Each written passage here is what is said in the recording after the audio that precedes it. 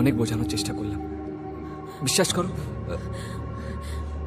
কিন্তু আমার কথাটাই শুনলো না। আমি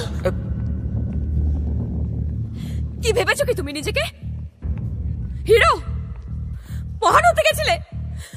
শোনো, ও আমার কাছে মারা গেছে, তুমি বেঁচে আছো, কিন্তু তোমার আমার কথা শোনার এক মুহূর্ত ধৈর্য নেই।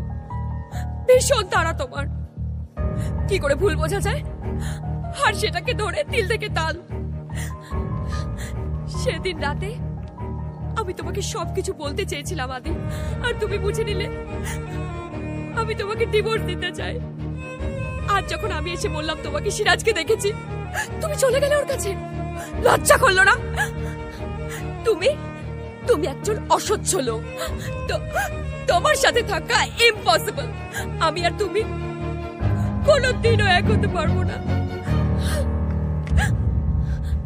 সেদিন যদি এই গিফটটা একবার খুলে দেখতে, তাহলে আজ এভাবে আমাদের এখানে দাঁড়িয়ে থাকতে হতো না।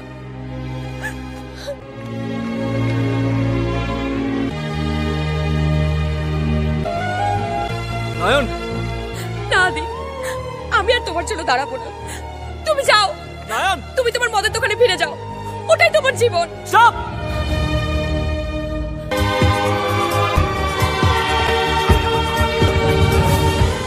আমি আমার বাবাকে ভয় পাই না, আর নিজেকে ওপরওয়ালাও ভাবি না। আমি তোমাকে ভালোবাসি।